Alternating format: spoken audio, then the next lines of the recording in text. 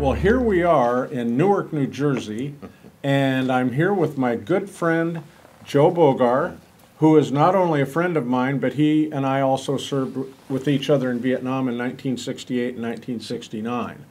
And we're here today to hear what Joe's story is about his tour in Vietnam.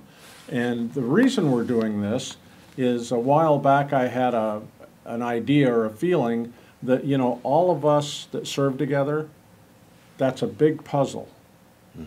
And every puzzle has several pieces. I'm a piece and you're a piece. When we get our stories up there, that starts completing the story.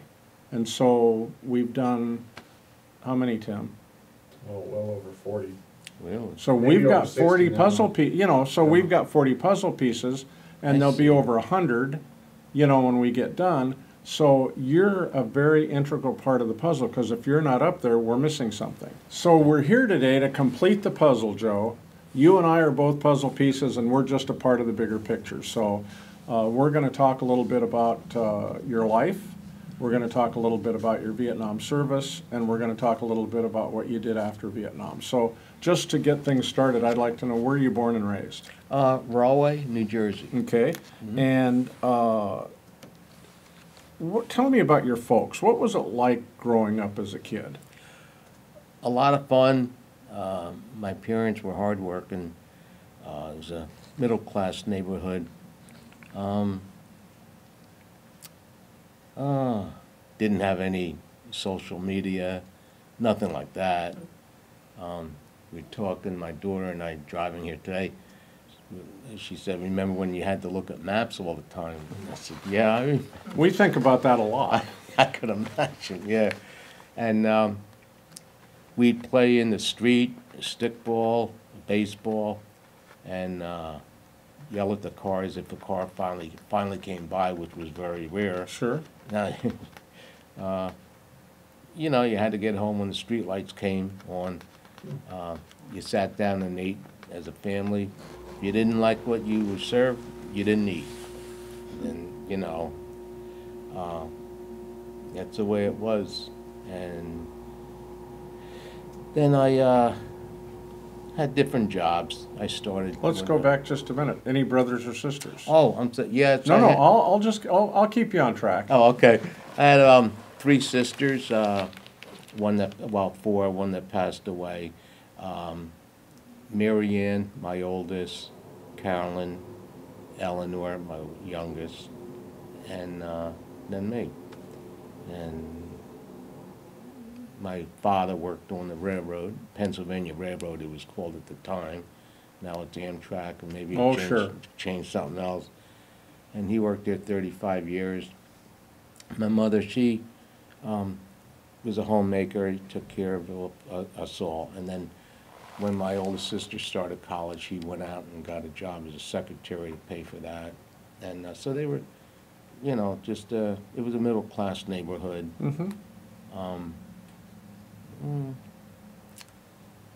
It's, trying to add to that, I always remember later on, oh, I could have said this, could have said that. And I know. I forget. What, you know. Was it tough being a brother growing up with 3 sisters as far as getting any bathroom time?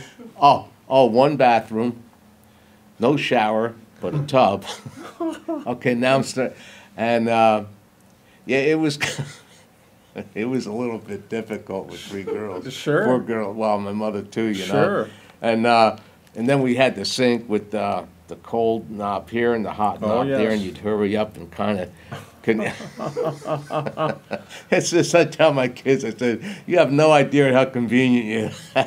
Well, and you know, all through it all, you didn't have a care in the world. No, no. I mean, you know, and I'm not going out off of scripture, but kids today have way too much on their plate and way too much on their mind. Yeah. You know, we grew up. I'm just like you. I was the same thing. Football in the street, stickball, baseball. I mean, it was just, you know, our biggest worry was as if we were late getting home for dinner, and we'd get ourselves chewed out. And, absolutely. I mean, but yeah, life was good, wasn't it? Oh, very good. I think I had a very good child, and I had, my parents were saints, you know. I beautiful sisters. Did anybody contact the pontiff to put your mother in for sainthood? I mean, They should have. Yeah. Yeah. I was very close to my mother. I had a speech impediment, very severe, and I had to take speech lessons every Saturday, and that made my mother even more covetous with me. Yeah. You know, and you know, I was teased a lot and all this stuff. So that was the only thing in my childhood, I think, that you know, was kind of like a big deal to me, because I was, then I saw a report, I wasn't supposed to see it, that they told me, the school said I was they were gonna keep me back here because I was retarded. And that really hurt me, and although now I can laugh about it, some people would probably agree with that. yeah. Although you're not supposed to use that Did they word. hold you back? No, a teacher stood up for me. She said, "You're not keeping him back. He's intelligent, but he just has an issue with his speech." Mhm. You know. So I went to. They sent me to camp to think that would help me speak, and I didn't. They said, "You'll get your tonsils out. That'll help." It didn't. So Mrs. Gregory from Linden, she gave me speech lessons every Saturday. I'll be. Yeah, and I still have the book at home, and I showed it my precious granddaughter, Sophia, and I said, "See," because she takes speech lessons at school, and I said, "Look, Poppy had the same thing." Mm-hmm. So I hope that, you know, brings her. Oh, I bet it does. Self, I bet it does. yeah. What was high school like for you? High school was like a lot of fun, because we go over Staten Island. It was only 18 you could drink, you know. And so the big event of the week was like, remember my friend Doc Marcino chugging the pitcher of beer at Terry's Tavern in Princess Bay, Staten Island. And, you know, it was a lot of fun, high school. Yeah.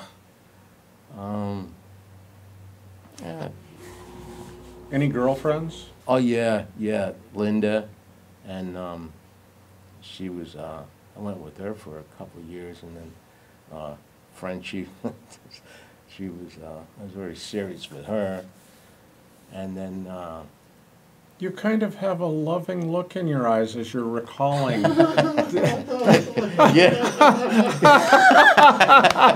Yeah, there's good memories there, you know. Yeah, there was a couple girls, you know, in high school. And then my fifth cousin, went out with her. Her name was Dave. And there's, you know, things like that, just nice days. We'd go to the movies. Sure. We'd meet in the park. And, Life was good. it was, And, yeah. and then, did you volunteer for the service, or did you get drafted?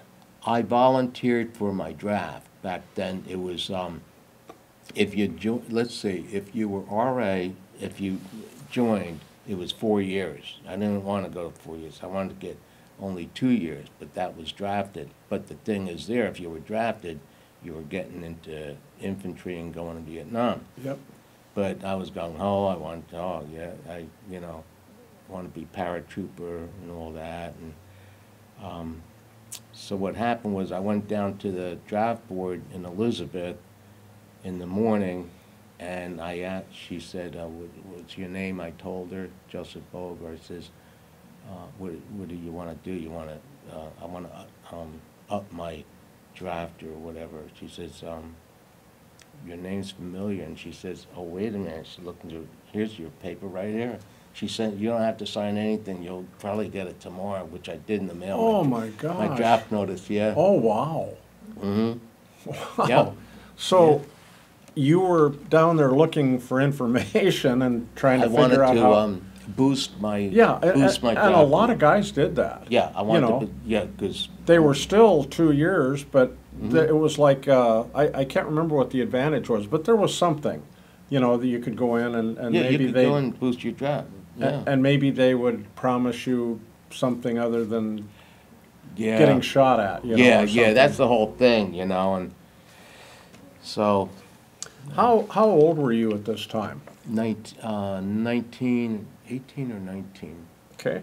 And what were you doing at that time? After high school, did you go to work, or what did you do? I was working in different factories, this, that, and this, and then I was a carpenter's apprentice, but I got in a bad accident over in Staten Island, and all my tools were stolen from my car, so that was it. Yeah, I said, I want to boost my job. I wanted to go in the Army, you know, and... Did you know anything about Vietnam at the time? Oh, sure. I mean, were you following? Yes. Okay. Yes, Railway had a lot of fatalities in Vietnam. And So it was at the forefront. yes, Okay. it was on TV constantly, you know, the news. Where did you go to basic? Fort Dix. Okay. And as you got sworn in somewhere, not Fort Dix, you got sworn in At the draft board. maybe where you went to talk to that lady. I got sworn in Newark. Okay. In Newark. And so then, did they bus you to Fort Dix? They bused us at Fort Dix. I remember that it was October 14th, 1968. And welcome to Fort Dix, the sign said. I remember everything.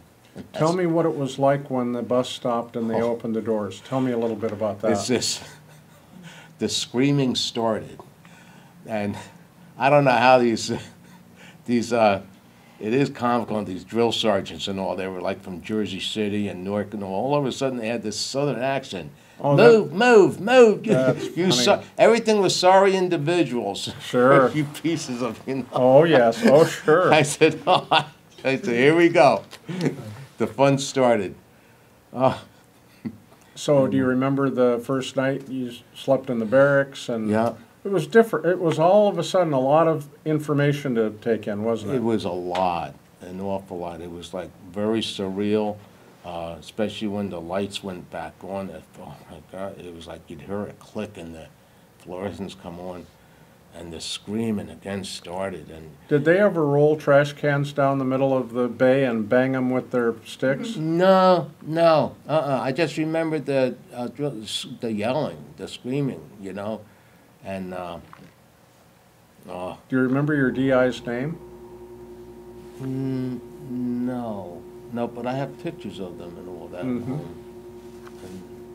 if I think hard enough, I have a hard time remembering some things because I had privately, here I had an injury to my Yeah. head.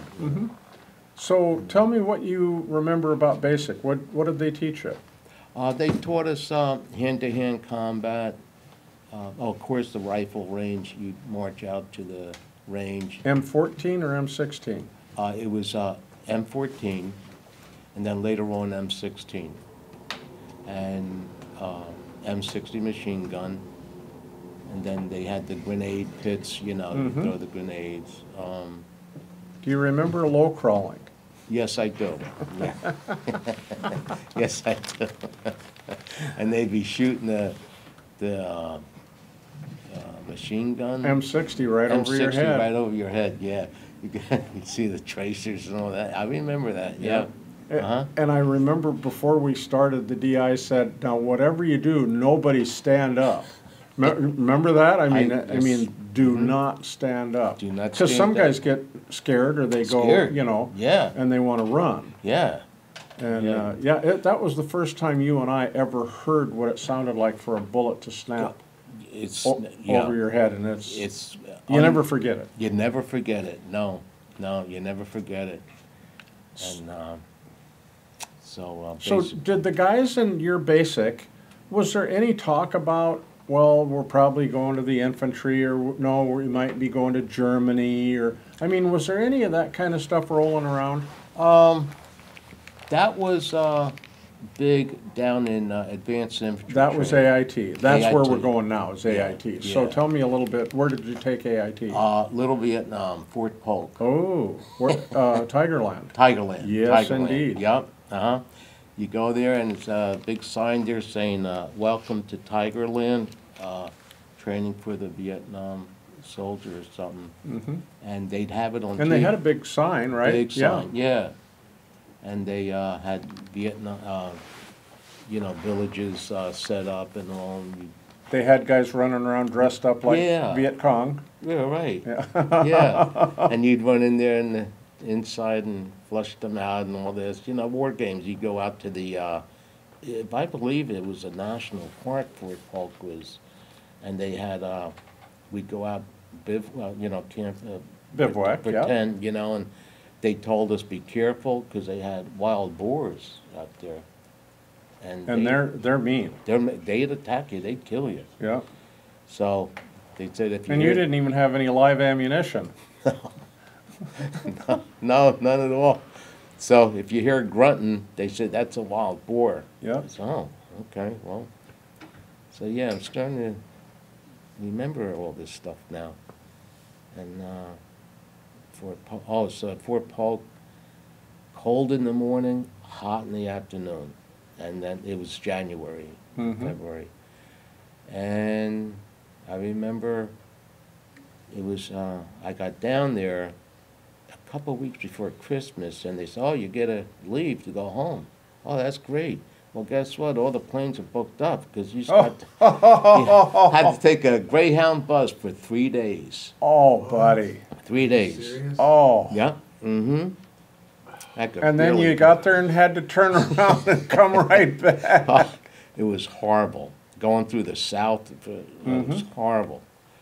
And so it was, but Fort Polk, you knew you were going to Vietnam. Pretty much. Pretty Yeah, much, that was why you were at Fort That's Polk. why you were in Fort Polk. And then you got home, and lo and behold, let's see, I was on leave for, I think, 30 days, quite a Yep, while. that's what I was. That's what they gave me. Yeah, and here this, one of my friends from Rahway was there only 2 weeks and got killed. Lester Danchez In Vietnam. in Vietnam. And the word hit home like It did. a Yeah, ton of bricks. I was not so gung-ho anymore. I'm looking down at him in his casket. Oh, so you went to the funeral. Yes, a week later, that Oh. Saturday, the following Saturday, I was going to Vietnam. So it hit me. And this, it was horrible, to say the least. And he was there 2 weeks and was killed. And their family escaped the Hungarian Revolution, coming to Rahway only to have their son killed in Vietnam. 2 weeks. So that, you know, I bet that still sticks with you today. yes, it does, yeah, yeah. And lost a lot of friends in Vietnam from Rahway. And so you graduated AIT, AIT, and then you knew where you were going. So I knew then where I was you going. you had orders, but you got your little month off. Tell me about where did they tell you to show up on this such and date, and then where'd you go? Fort Lewis, Washington.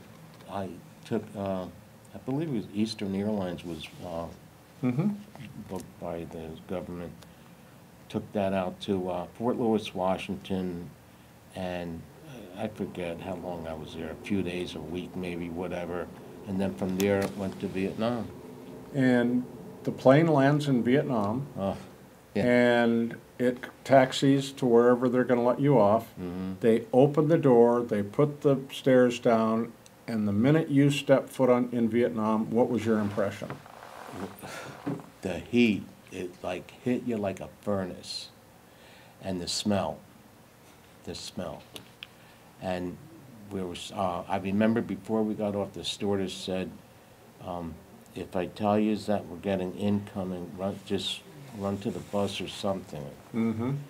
If that was it. And when we got on the bus to go to Cameron Bay. Well, okay, I'm thinking, didn't you land in Benoit? And then didn't they take you to Long Binh? Of Cameron Bay. Oh, you went to came in at Cameron? yeah, Oh, I didn't. okay. I left from Benoit, yeah, now that I think, I'm starting to get my thoughts straight. We landed in Cameron Bay. From Cameron Bay, they took a 1:30 to Cu Chi. Oh wow, you I did. really you had an interesting. You got got to Entrance. fly in a C-130 right off the bat. Yes, exactly. And If that didn't scare you, nothing would. Remember how they rattled and it Rattled, felt yeah. like they were coming yeah, apart? They had yeah, very uncomfortable. And to just say the web least. seats. Yeah, web seats. Yeah. I remember the. So we got on the bus to go to the reception area or whatever, and there was a wire on the windows. And we, well, what is that In for? the They bus, said, yeah. well, that's in case the Viet Cong throw a grenade in at you.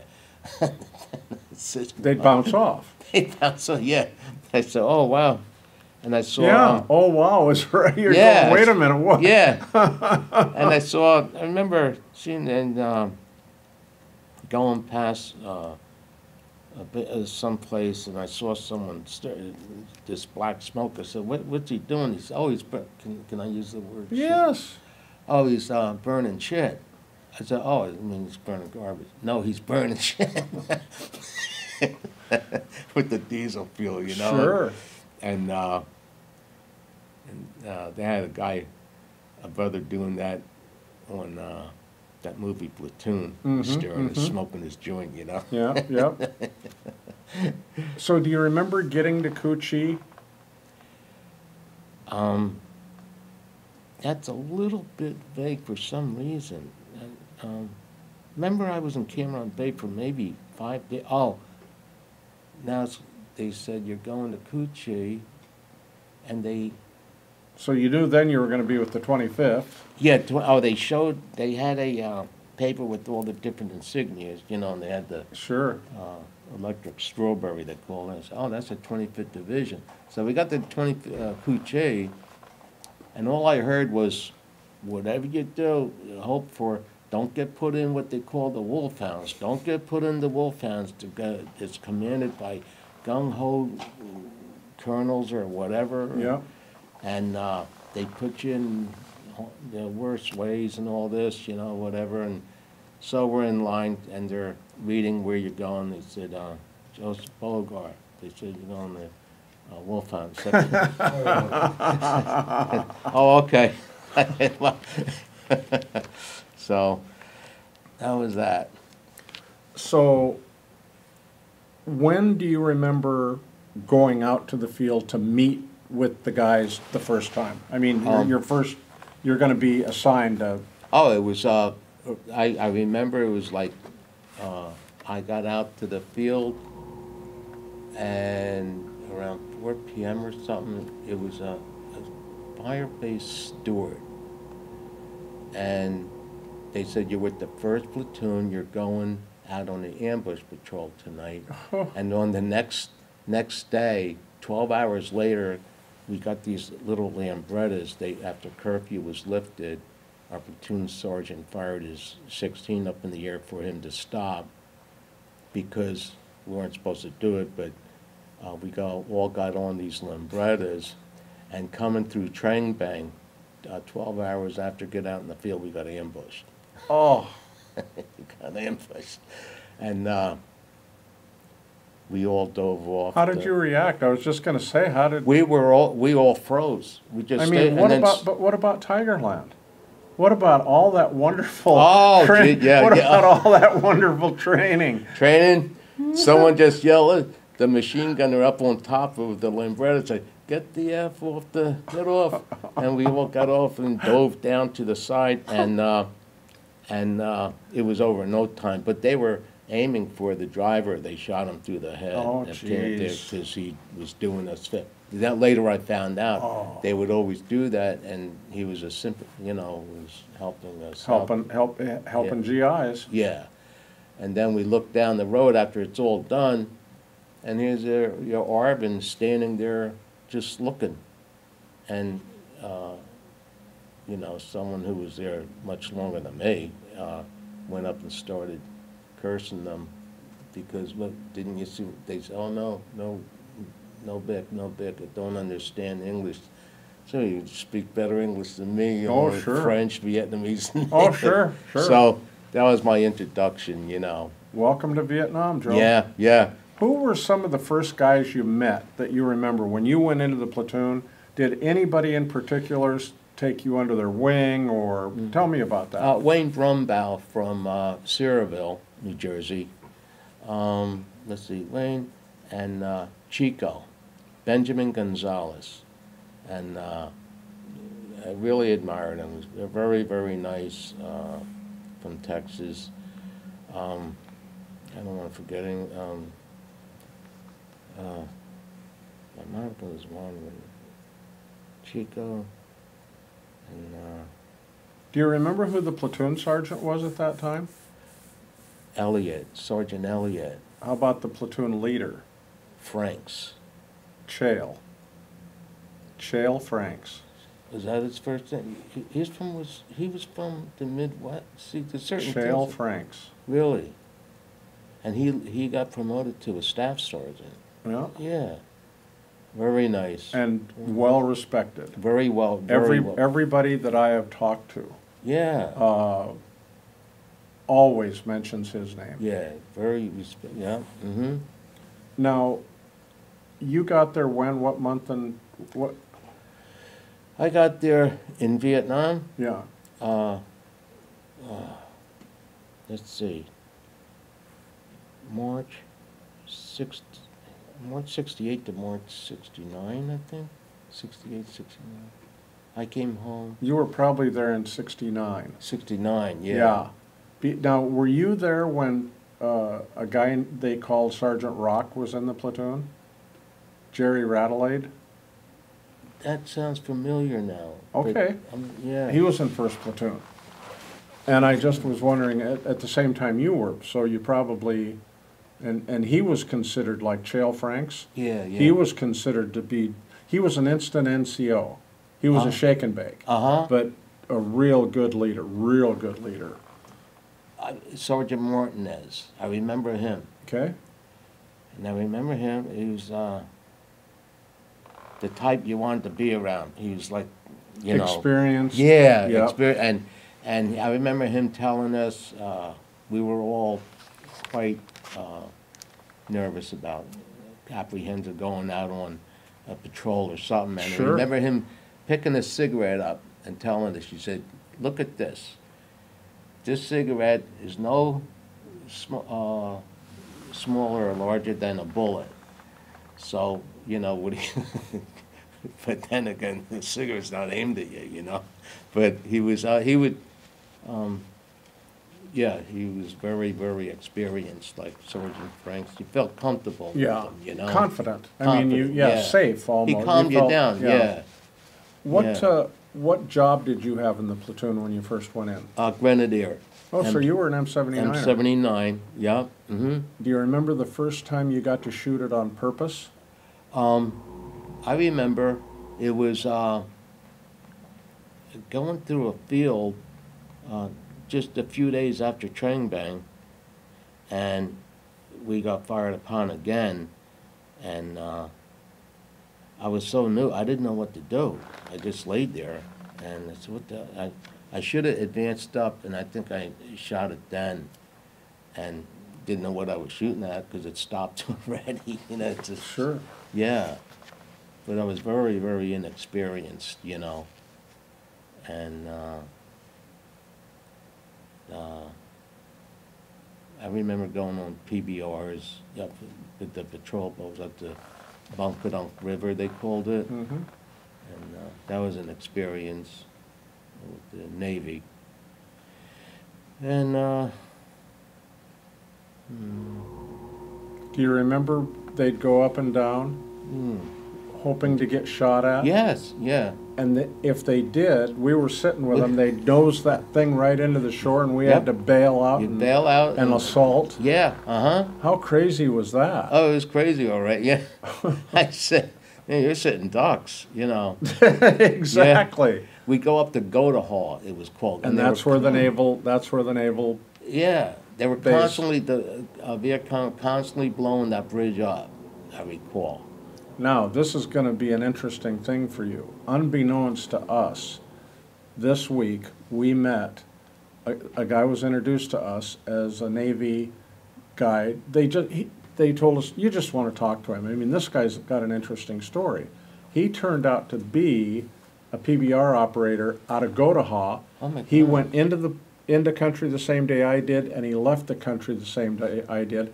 You and I were probably on his boat. That's What are the chances? I was telling my daughter, my kid, I said, it is an extremely small world. It really is. It really is.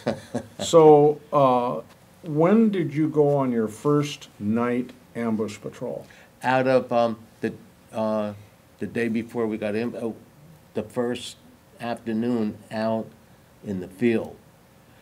And Did they tell you, I mean, did like Shale Franks and these guys go, now that you're new and I'm gonna put you where I want you, and did they say no smoking, no, I mean, did they go through all the routine sure. with you? Yeah. And was one of the instructions, do not shoot until one of the leaders shoots, so that nobody made any mistakes or accidents or anything like that? I'm sure they did. I can't really recall exactly. They went up, but How dark was it that night?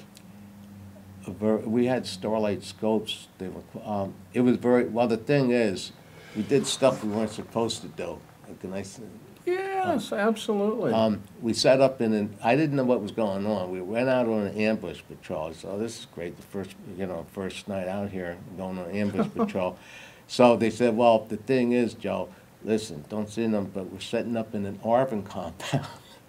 We went to this compound, and here they had the Arvin. They had their wives there and everything. Kids, yeah, yeah, cooking rice. yeah, yeah. Oh, yeah. I saw this isn't that bad. So, and then you had to call in the sit rep every Half hour. half hour. Yeah. So you're at this Arvin compound on an ambush patrol, and you go to sleep.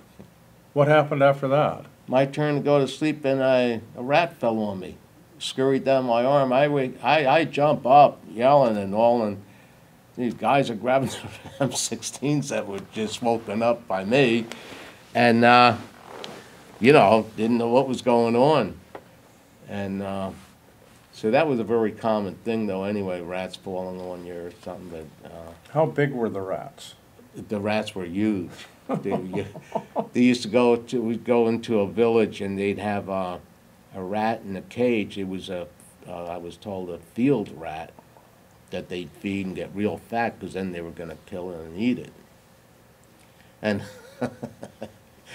we'd, there was a big hog laying on the floor and all this, right inside their, it's a different way of living, Oh, yeah. So when on that ambush patrol, I don't think anything happened that night, because if you're in an Arvin compound, Oh, nothing's gonna happen. When was the first? When was the ambush that you guys actually went out where you were supposed to go and you actually popped an ambush for the very first time? Geez, I just can't remember.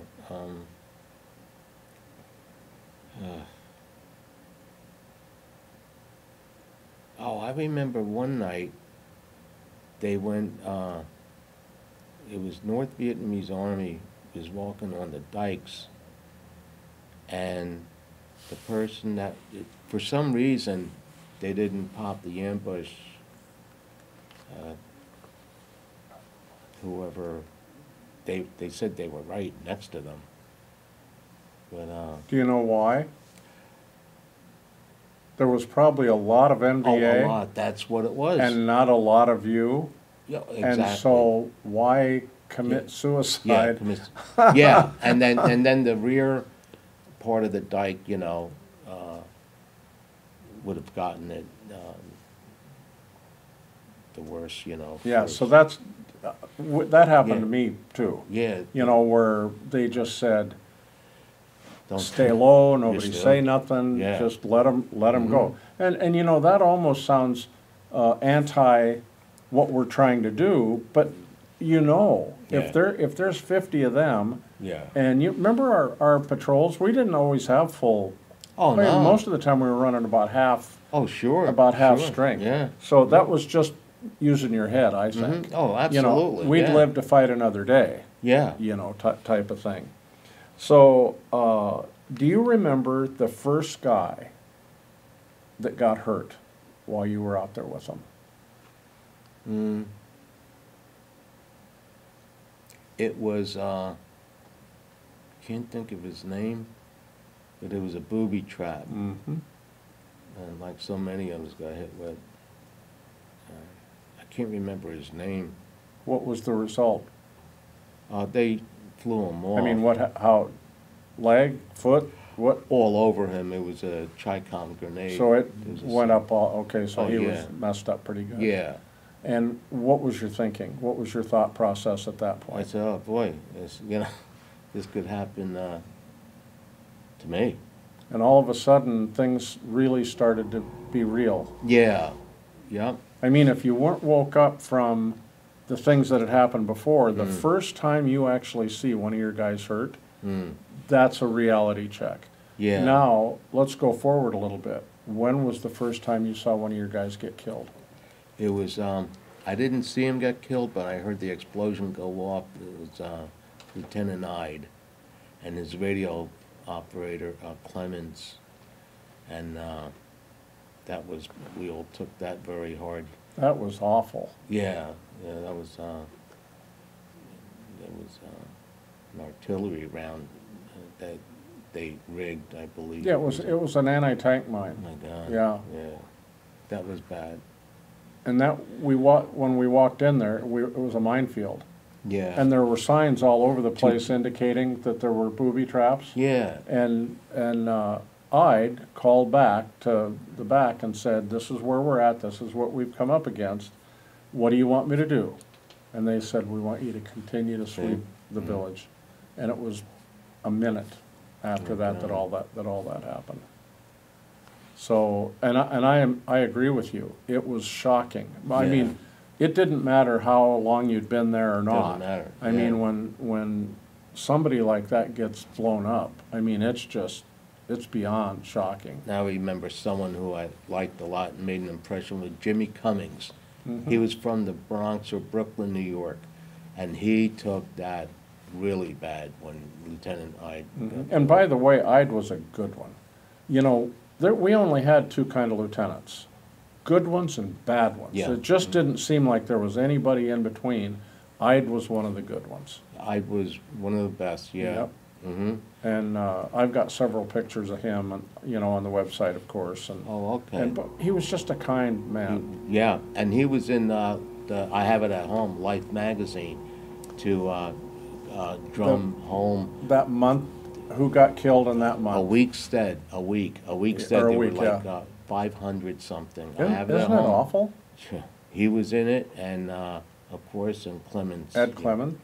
He had all Yep. gray hair, Clemens. Ed Clennon. Yeah, he was old. Clemens, yeah. Clennon, yeah. He was an older guy. I mean, he'd been through college, and they thought he was going to go into the seminary to be a priest, and I mean, so he was much older than us. And so we often said he didn't even belong there. He was way too nice a guy to even be in, in Vietnam. I mean, rascals like you and me, yeah, we probably, but not guys like Ed. He was just too good. He was just too good of a guy, you know. Jeez. And so, did you ever take an R&R? Yes, I did. And where did you go? Hong Kong. Okay. And what do you remember about that? The girl I was with, is my daughter back? No, she's not back yet. The girl I was with. What did you do? Just go over there and find a girl and give her all your money and say, "Take care of me"? Or Not what? at all. No, I was in a restaurant bar, and she was sitting there, and she motioned for me to come over. Her name was Nancy Ting. Beautiful. And, Ting, T-I-N-G, yeah. Yeah, we want to get that correct on that. You know? And so then she explained, I said, oh, what are you drinking? She said, oh, and she said, oh, it's Chinese tape. So, yeah, to buy her one, you know, they overcharge you. And Oh, they charged you like it was a drink. yeah, she had Chinese tape. Sure. So then she explained to me, she said, that, you know, you can stay with me for a week or one day or anything? I said, oh, sure. You know, she was I liked her right away, and Was she cute? she was very beautiful. Yeah. Yeah, I have a picture of her and everything. And so I stayed at the Capitol Hotel in Hong Kong, and she showed her card or something to the when you walked into the desk, that she was, you know, disease-free and all. That was a health card. A health card. Yeah, and they were, by law, they were required. By law. So many, like every month or every 2 months, they had to go in and. That's right. And get tested. Mhm. And we'd go out to dinner, and oh, it was wonderful. We went to the Peak on the tram up to the top of, and they had statues and all that. Oh, I know, I went there too. Oh, I was really? I took my Oh. R&R in Hong Kong. That was Oh. interesting. Yeah, and I heard it's called something, Tiger Balm Gardens. Mm-hmm. See, some things I remember as clear as can be, and I heard it's not there anymore. And but she bought me some nice clothes, and we'd go out to lunch, and she'd get her nails done. She wrote something in Chinese. She said, "Now give this to the taxi driver, and he'll bring you to where I'm gonna be when I'm done." She said, "Walking," went out. But I loved Hong Kong. It reminded me a lot of New York City. Mm-hmm. Nightlife, hustle and bustle. You know. And the number of people per square inch, I mean, man, and they lived up. Yeah, I mean, the tenement buildings, I mean. Yeah. Right next to the big high-rise hotel, you've seen some of these shacks. Mm-hmm. They were put in together with the buildings, you know. And I remember on those tall ones, people would open their window and hang their laundry Yeah. out the window to dry. It was surreal. I mean, it was just like, man, this is not, this isn't real. I Googled Joe's name before the interview, and it's weird, I didn't know that story, but on Google, when you say Joe Bogar, there's this Asian gal and there's these little kids, and they're like, "Have you seen my dad?" So I don't know if that's... Have you seen, and they're all redheads. Have you seen my dad? They're all redheaded kids. I got more kids than I thought, huh? That was a lie. I'll edit that. So then the reality comes, your time is up.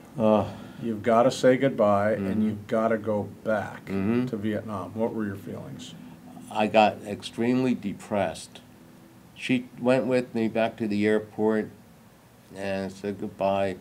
I got back to Vietnam, and it's just horrible, horrible depression set in. And I went into my sleeping position when I got out there, and there was the heads, we called them. They used my sleeping position when I was gone to toke up. Oh, you know? sure. Yeah. Oh, yeah. And well, I never touched it until then, and there was 1.5. I smoked 1.5, and it was Cambodian Red. It was called, and I thought I was hallucinating. And it was Barry Kennard. Barry Kennard, that was one of my special, that made an impression on me. He took care of me, because I was out of it. But he's Barry Kennard was from Brooklyn or something. Yeah, I liked him a lot. He was, How many months did you serve with the Wolfhounds? 12 months. Okay, so you were there from The whole year. Beginning to end. Mhm. And in the platoon, did you have any other jobs besides M79? Oh, well, I got hit. I got hurt. And when I came back... Was that a booby trap? A booby trap. And what kind of injuries? All over, from my head, arm, buttocks, leg. Okay. And Geronimo Cologne, I saw him stop ahead of me and look down at something and continued on.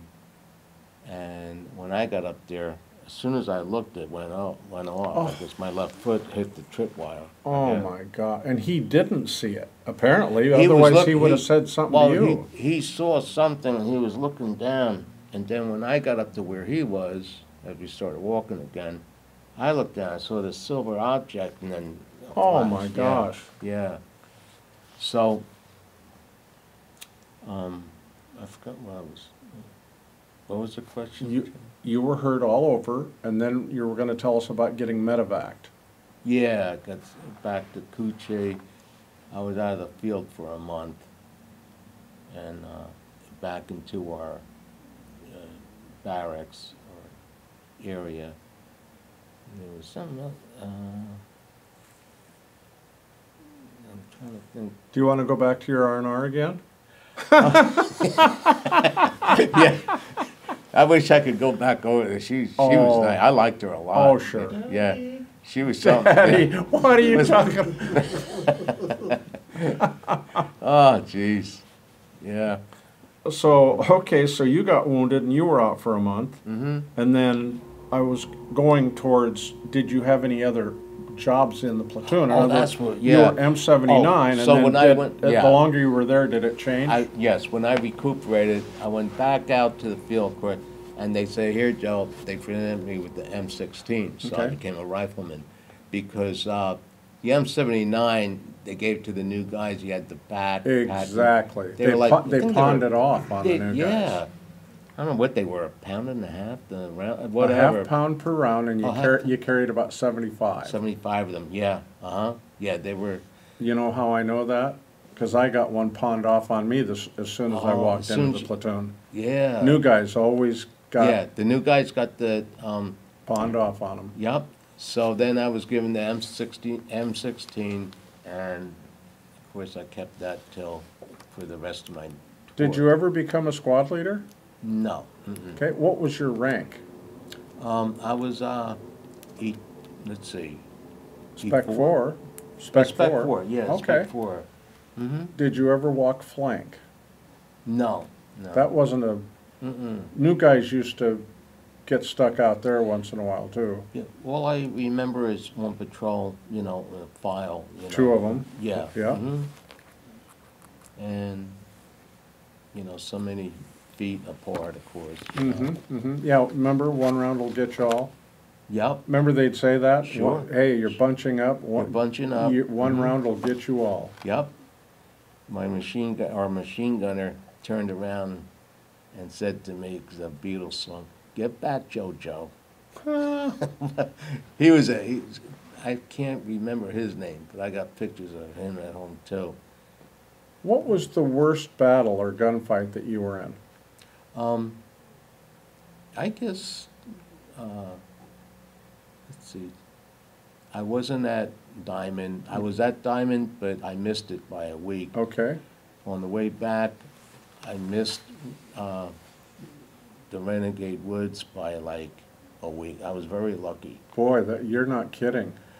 Yeah, so, So Sergeant Rock definitely was with you.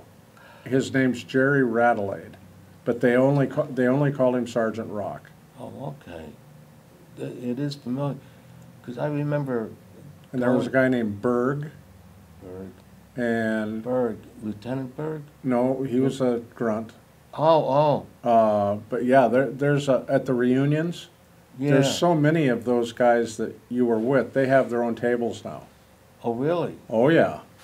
When you came to the first reunion, Mm-hmm. there was only a couple of you guys from your platoon there. Now they've got like 2 tables. Oh, I see. That's even more reason why you need to come to the next Oh, reunion. yeah, yeah. I mean, you'd have a ball with these guys. Yeah, I bet. You know. And of course, some of them did go through Renegade. Jerry Tempesta, do you remember him?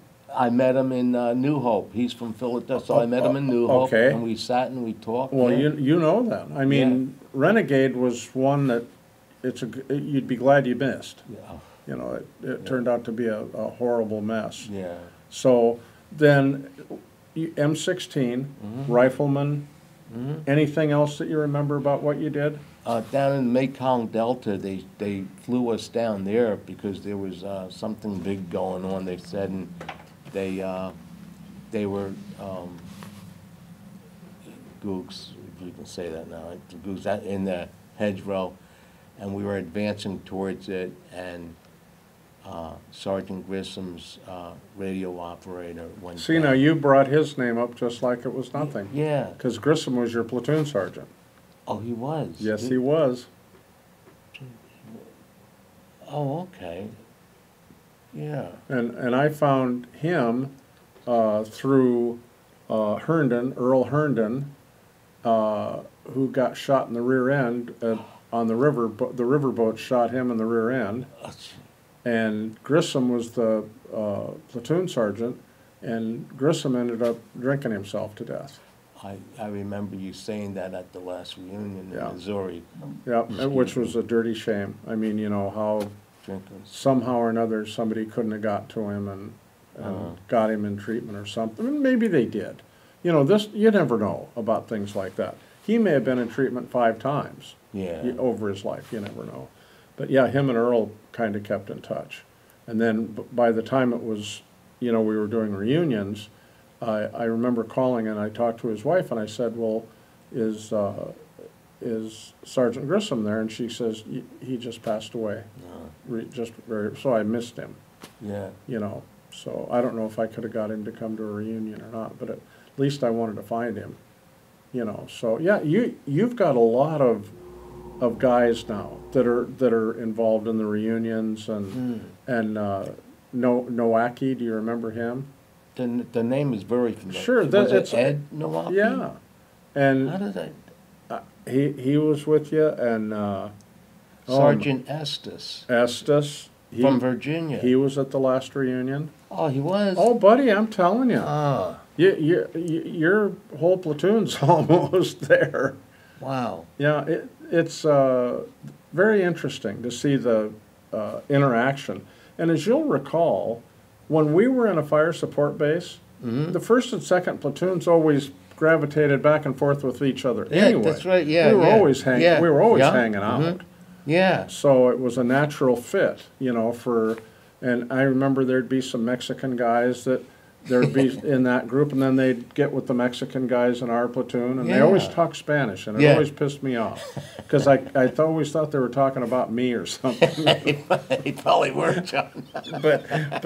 But yeah, and all those guys come to the reunions now. I mean, it's turned out to be quite a deal. Wow. Yeah, we had how many did we have last time? Over 140 some. Oh, yeah. Yes. Really? Oh yeah.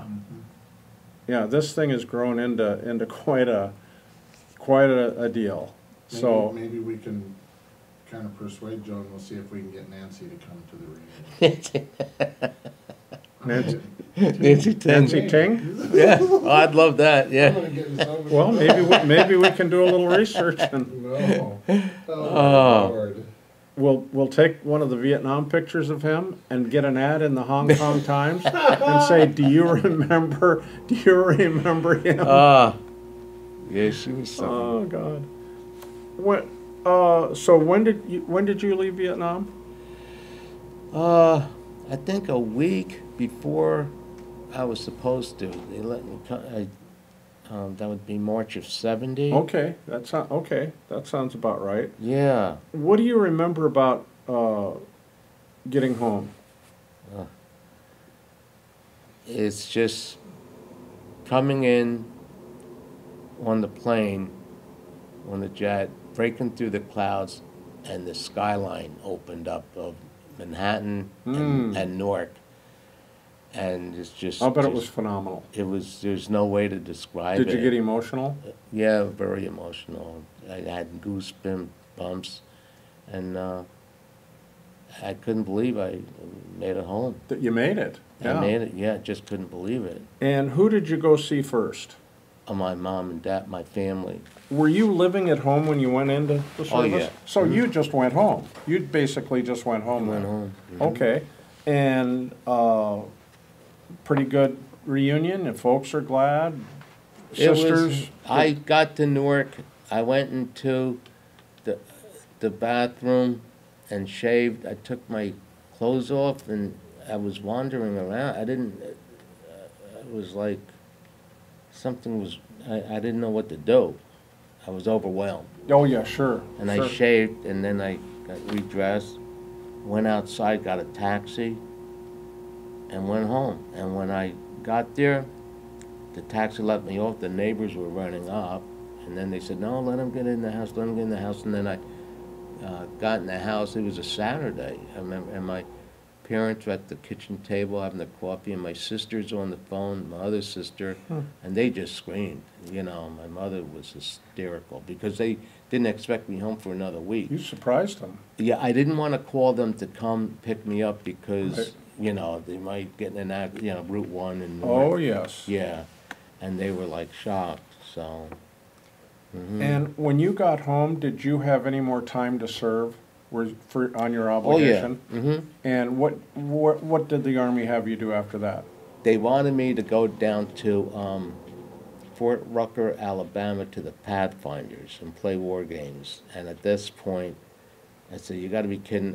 While I was home, I went to Sierraville and visited Wayne Brumbaugh, who had gone home 4 months before me. Mm-hmm. That was in the first platoon. And then I said, "How did you get stationed so close in Maryland or wherever he was?" He said, "Oh, you got to go to the Pentagon in Washington, D.C., to the reassignment office. They'll reassign you." I said, "Go on." I said, "I'm just..." I'd never heard of that. Yeah. Oh, it gets better. So I went. My father was on and you have to wear your dress uniform. We went down to the Pentagon. Sure enough, there was a reassignment office. I waited an hour with my dad. Came out and got me. The officer brought me in the room. He said, "Oh, you don't tell me. You just got back from Vietnam. You want to be stationed close to home?" I said, "Yes, sir." He said, "Well, let's see." He had this mat with pins, and he said, "Fort Dix training cadre. You know, we need Vietnam combat veterans." That's true. But we're full there. He says, "You don't know the area." He says, "How does Fort Monmouth sound?" I've heard that. I've heard that. Oh, Fort Monmouth. My girlfriend, she was at Monmouth Medical Center as a Oh, wow. nurse. She was 10 minutes away. I said, "You're kidding?" He says, "No." I went out, told my dad. He says, I said, "I'm going to Fort Monmouth." But I had to go OJT as an MP. I didn't care what I had to do. Oh, what did that matter? Didn't matter at all. Oh, I didn't care. I said, "You got to be kidding. What luck." And, So then you got to go back and forth swinging a stick on your hand? Oh, and- so well, I get down there and it gets even better. Sergeant Sanchez, top. He says, "Listen, Bogar," he says, "you only have really, what was it, 5 months to go, Sure. and it's 3 months OJT." He says, he said, "How would you like to be my permanent CQ?" Oh, I said, sweet. "You're kidding." He said, "No, 4 days on, 3 days off, 3 days on, 4 days off." Oh, it was at the beach. Tough to handle. Oh, I was very, very fortunate. What's you know? a CQ? What is that? Charge of quarters, CQ. I was a janitor, and I woke up the MPs in the morning and handed out. They went down in the basement and unlocked the arsenal and handed out the 45s. Yeah, it was a great job. Oh, and then my girlfriend would come. And my daughter's not here. And she'd come. You know, he acts like she's not going to see this. We've been rolling through hell on the side. She ain't going to hear the rumbling. I guess she's old enough anyway. They're like, And I'm not so surprised that she don't know most of this stuff anyway. oh, well, I'll skip that. No, let's hear it. Well, you know, my girlfriend would come, and we go in the day room, watch TV, and then late at night, we just Was there a couch in there? yeah. Okay. And the commanding officer, he was kind of like a college preppy type. Yeah. And anyway, he found her panties in there, you know, and he was wanted to know what was going on. So I got a little. I never got an Article 15. Yeah. But I got a little trouble there, you know. So. Did he lock your heels and make you stand tall? Oh yeah.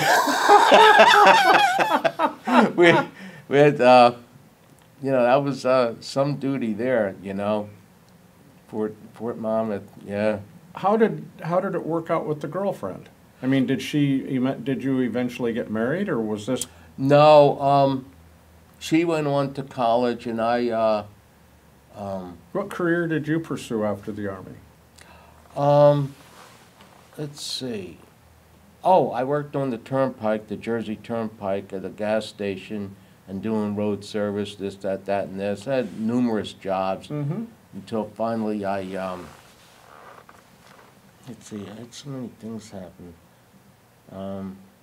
I finally got into Merck Pharmaceutical as a janitor, and then worked my way into chemical operating, this, that, and years later, electrician, they sent me to trade school. Oh, yeah. Mm-hmm. And that's when you actually started making some money. Yeah, yeah. Mm-hmm. Yeah. And then when did you get married? 1988, March 9th. March And 9th. who was that lady? Brenda Sachs. And she was a girlfriend? Yes, she was a girlfriend, and later, we got married. And we had two daughters, a son and two daughters, and now I have two beautiful granddaughters. What are your kids' name again? Let's see, it's Joey, is my son. I call her Baby Carly. Mm-hmm. And then my daughter Melissa, I call Special Angel. She was Okay. the first one. Well, you can tell she is. Oh, yeah. I mean, Are no. you still married? Hmm? Still married? No. I'm, no, we got divorced, I guess, I don't know, 8, 9 years ago. Do you think it had anything to do with stuff about Vietnam?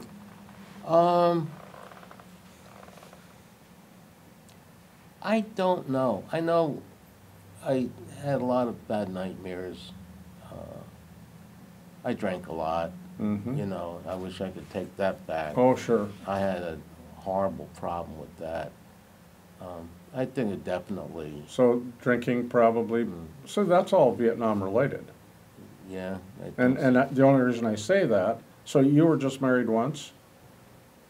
I was married twice. That was way back in the end of 1970. And, yeah, that was. Who was that lady? Nancy. She was a singer, performer.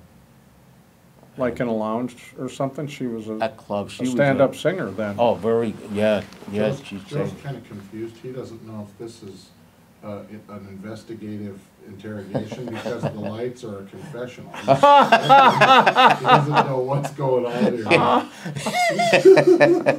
Yeah, she was very famous out in California, staying with Linda Ronstadt. Oh, my. All these other, Diamond? yeah, not Neil Diamond, but, I can't think of his name, but. Neil Sedaka? No, she showed me pictures, and sure enough, these people were there. She was like a backup singer? No, she was a front singer. Oh, my Yeah, gosh. she was very good. Yeah. So how did you guys hook up? At a club in Perth Amboy. What was it? I forget the name of it now. And she was standing next to me, and then the singer on stage says, "Oh, ladies and gentlemen," it was packed. We have she was talking to me, she was next to me. Then the women on stage, we got Nancy Vale here from California coming up on the stage. And Oh, then my. she got up there. And one thing led to another, we go over to New York City, down the village, Little Italy, and, be eating pasta fazool, everything at 3 in the morning, 4 in the morning. That's the way it was back in the 70s. Sure. It was great. Umberto's, where Castellano, one of the mobs, were hit, Gosh. right outside the place. Everyone's, yeah. And so, yeah, I think I used to like to just go off into another. I'd get a bottle of gin and go over to Manhattan, just drink more. So I had a big problem with the drinking, I wish I could take back, but I just couldn't stop at the time. Did you ever go into treatment for it? Yes, a couple times. And that eventually took? In other words, like, I was hospitalized with depression Mm-hmm. and had terrible anxiety.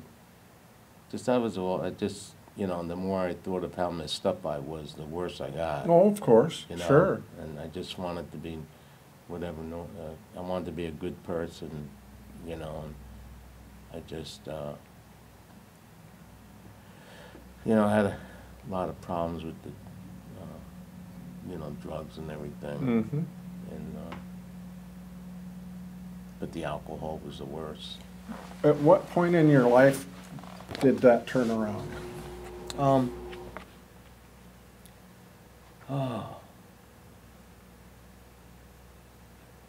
I think when I got hurt, I fell, had a brain injury, and I just lost all desire to drink. I almost died, Ooh. and they told my kids to go in and see me Uh-oh. and say their goodbye, and that I had 8 hours to live. Oh, my goodness. And I was in a coma for 2 months. Did they send a priest in? I was told I was given my last rites. Then it Yeah. was, you were on the doorstep. Yeah, Wow. and then I came out of it. I just came out of it. What a great second chance. Yeah, it's wonderful. You looked at life differently Yeah, after that. I did. And I wanted to come out of the hospital and do all these, be the best person I could possibly be. Mm-hmm. And then lo and behold, I'm restricted. I can't do anything that I planned on doing because I can't drive. Granted, my daughter drives me places, but I can't drive. I can't do this. I can't be by myself if I lose my balance or something, Mm-hmm. But when I am able to, there's a whole list of things I want to do to help other people, and dear to my heart is St. Jude Hospital. Oh, yes. And one of the greatest things you can do without getting up and going anyplace is you can be a positive influence on your daughter. And I know you are, because I can just see Oh, really? the interaction between you guys. Yeah. So you can do things like that with family members or good friends and stuff. You can do a lot of guiding and influencing positive. Well, that's right? what I hope. Well, you do. You can do it. You can do it today. So that doesn't take getting on a bus and going to a different state. Oh, I Or, see. in other words, just in your life, right around you, you've got lots and lots of opportunities every day. As Tim and I go around and do this, Right. we run into, not the veterans, but people like the general manager of this hotel. Well, we just got into a discussion with her, and the next thing you know, she's on the internet, she's looking at our videos, she wants to know what it's all about, she wants to know about our website. So we don't know her, but she goes, and then she starts talking. She goes, my grandfather was in the service, and it just went on and on and on. She goes, I come from a military family. Really? Oh, yeah.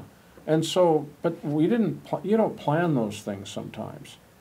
You just don't plan them, but you It can, just- but right. boy, if an opportunity arises, then you put on that smile that you have and that laugh that you have, and man, you know what, you can influence people in a positive way.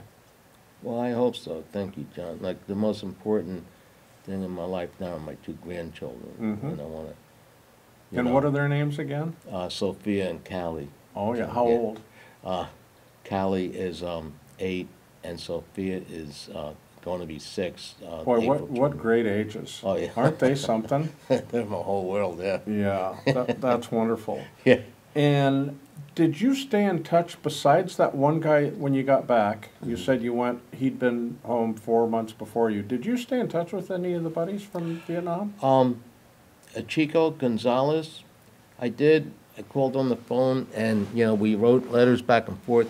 And then, that subsided. But then Mike Smith, we were in touch on the phone often, And did he lose his leg over there? The day after I got hurt,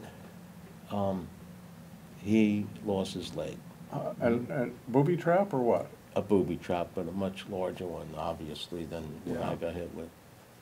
And I remember he said to me that, because I was in the hospital, we talked about. Sure. He said to me that night, him and some other, someone else had to carry someone that was wounded also by a booby trap. Obviously, we were in a booby trap area. Mm-hmm. And he had to carry him for quite a while because they couldn't get a medevac in. And then he thought it was me he was carrying. I said, no, Mike, that was, you know, he got it mixed up. But he got hit then the next day. Oh, man. Yeah, lost his leg. And so I would love to get in touch with him, but. Well, and you know what, now that you and I are getting back together on this, and I'll start doing some, Yeah. I'll start doing some research. Because I was hoping we could interview him this trip. Yeah. And we were in Philly, you know. And Oh, so, yeah. oh yeah, so Tempesta goes, well, yeah. Oh, yeah, Jerry. But, and then Tempesta goes, I don't know, you know, he says, now that I think about it, I haven't been in touch with him for a while. He just, like you said, fell off the radar. Yeah. You know? Yeah. Yep. What was your impression of the first reunion that you went to? Oh, loved it. I remember my girlfriend, Lee, we were across the street at a Burger King or something. Not Burger King, a restaurant, you know, Fridays. And then I said, well, it's time to go over to the hotel. And went over, and she said, well, you know, Joe, before you get there, there's a bunch of guys in front. They were milling about, you know. And I went up there. Yeah, I was nervous, you know, and all. And Jerry, with the blonde hair, I knew right away. And his last name went right off, Jerry. But anyway,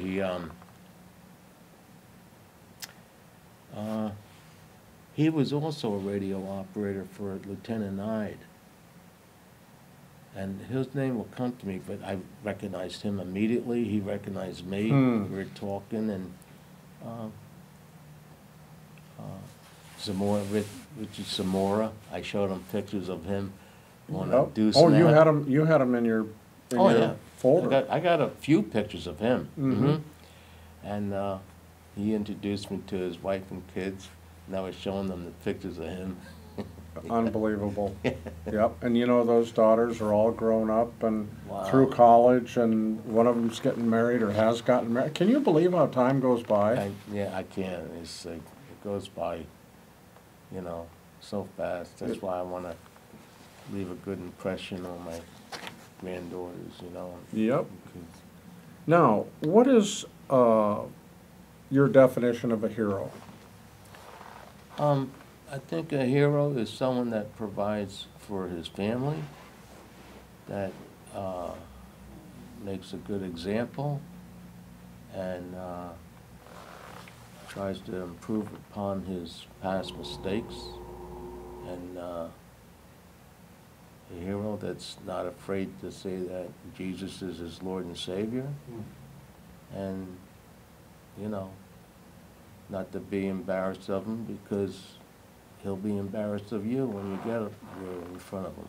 Yeah, I don't want that to happen. No.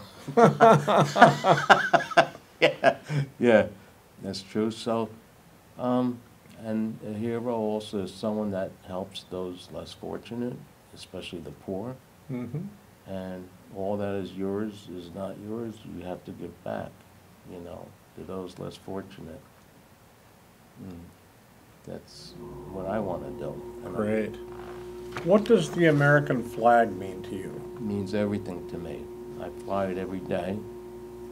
I fly the small ones out in front, in the ground, and it represents to me all the way back to the Revolutionary War that I take as very real, especially in this part of the country. Oh my goodness, the yes. state, and means everything to me. I mean, we are very, very blessed and fortunate to be able to live here because of their sacrifices. And That's what it means to me. Does it irritate you when you see people disrespecting the flag or not not standing during the national anthem? I mean, does that? It makes me sick. It's just, it's like I always say it's that they haven't, I mean, for those who have a true, if they were a relative of someone who was shot 16 times, yeah, I can kind of understand it, I haven't walked in their shoes, but to disrespect the flag, no, I don't like that, no. But yet, we live in a country where, because of their sacrifices, they are free to do whatever they want. Yeah, First Amendment, right? First Amendment, that's right. And that's the way I feel. And I'll stick up for what I believe is right. And I'll be the first to say how I feel about it. Mm-hmm. And, yeah, there must be a reason why they do some of the things, They meaning the ones who don't stand up, Mhm. It's, that's, Is there anything today, during our discussions, is there anything that I haven't touched on or asked that is important to you that you want on this interview? I think, on the other side of the fence of what, the Vietnamese people went through, it really, touches me. Like, Mm-hmm. I remember seeing a young boy and girl carrying their mother to us in a sling, Yes. like an animal, because she had a head. A little hammock. Yeah. Yeah, one of those little Yeah. hammocks. Because they knew where we were, we had a medic. And it just touched me because the medic was so emotionally taken back by that and the head wound she had. He gave her morphine, and if I remember correctly, I think she died because he did that. Because you're not supposed to have morphine with the head wound. Exactly. Oh, was that? You're right. No, you're absolutely correct. And, that really bothered me because, and then I can't imagine what he lives with. Yeah, and that made me feel bad for him also, because he was so, the very fact that, he felt bad for her is why he did that. He didn't think. Oh, of course. Whatever, No, but he didn't intentionally do any no. harm at all. Oh, no. So, there's a lot of things, what the people went through, they were, I don't know. Well, you and I both remember, we worked a lot out in the farming communities, the peasants. I That's what I'm mean, thinking we of. were out there a lot with those people. Yeah. Mhm. And quite frankly, they were caught between a rock and a hard They spot. were, yeah.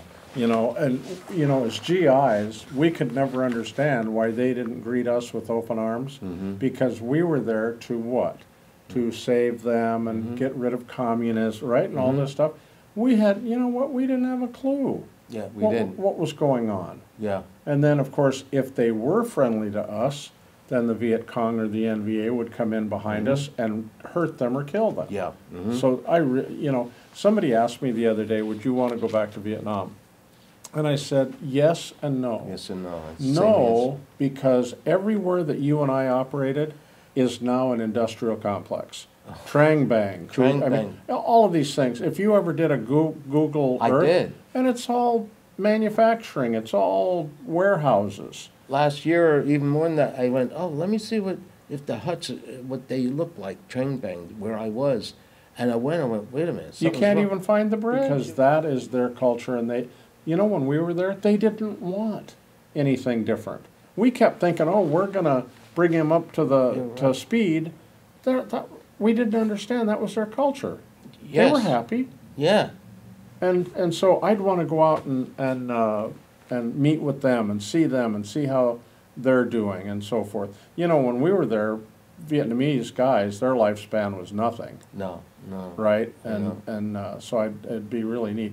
And I don't know if any of them are alive. I'd like to meet some old VC and NVA, Oh, yeah, oh, sure. old sure. soldiers. I'd Yeah, love, yeah. but I don't know if any of them would live this long or not. Well, I saw something on, someone posted on Facebook or the sites that we're on. Yeah. About a former VC that lives right next to where Firebase Stewart was. Mhm. And he said he was talking to him, I forget who it was now, and he said, here, this guy, he was pulling his car out of the garage and everything, and there was a house that's built there right by Firebase Stewart, and he says he's talking to the guy. He was the same age as this one of our we were with, same age, same time. He was in Firebase Stewart, and here, you know, he said all of a sudden, as he's talking to him, he just wanted to kill him. He just says, all these thoughts are coming back. He wanted Sure. to kill him. And I But said, that's what I would want to do. Yeah. I'd want to go out Yeah. and because we had a connection, Mhm. you know, out there.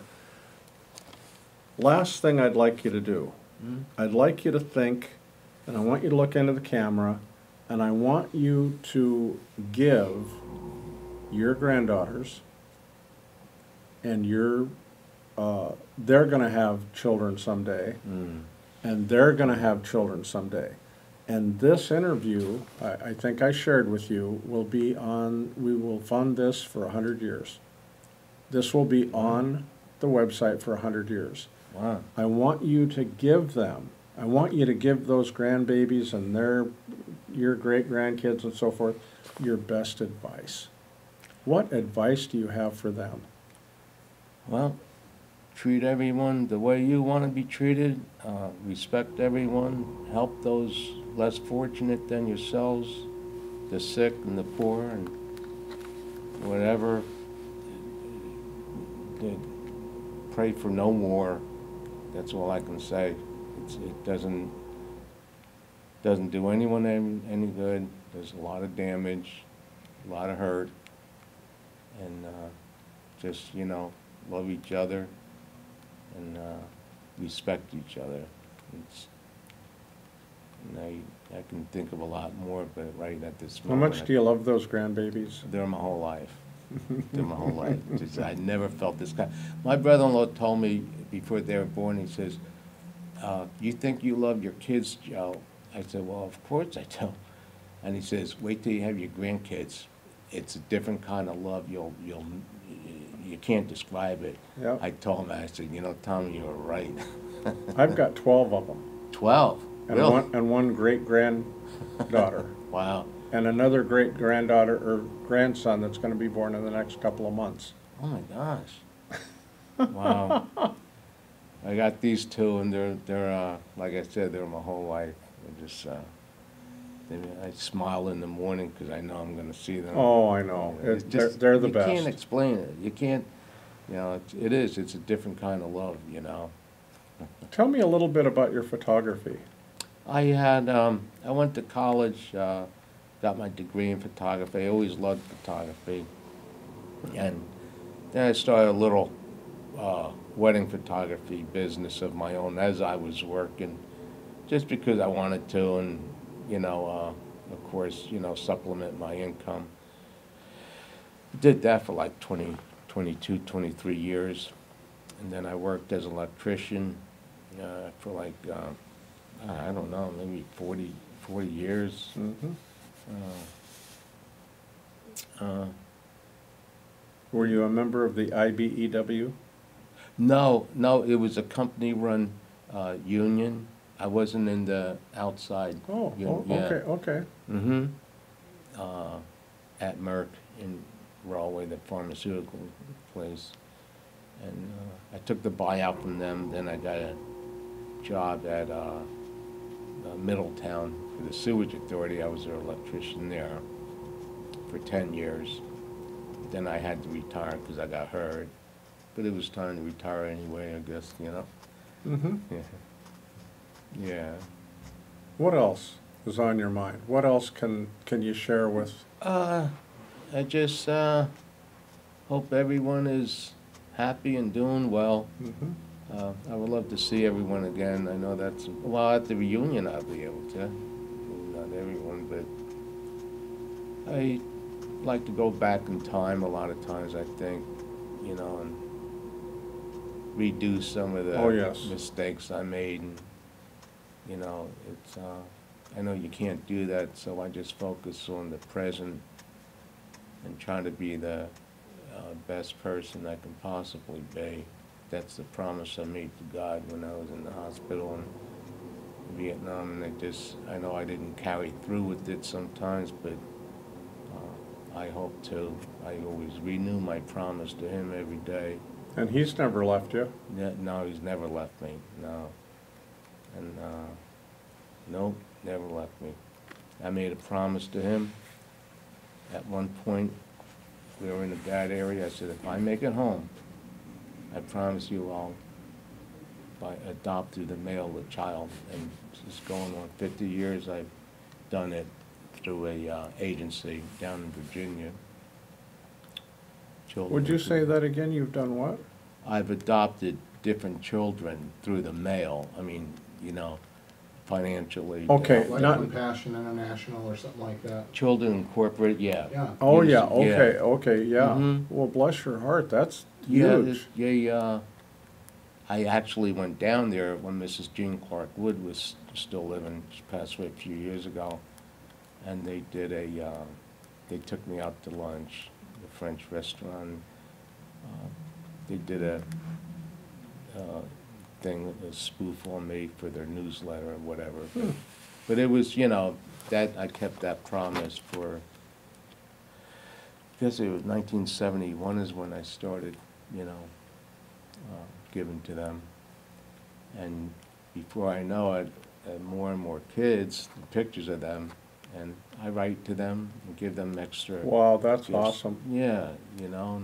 And here you're talking about you wish you could figure out a way to be positive to people. Oh, sure. Joe, you're right in the middle. You're right in the middle of making people's lives better. Well, thank you, John. You are. I mean, you're right at the front. Oh, we weren't lying earlier. They do call him Papa Joe. That's he's a right. papa son. Many children. Oh, not yet. Beware of the redheads. Oh, Well, Joe, I want to thank you, buddy. This has just been absolutely, John. this has been such a pleasure for me. same here, And, John. and I hope that in some small way, it's touched your heart in a positive way, and that you realize in some way that, you know what, you are a good person.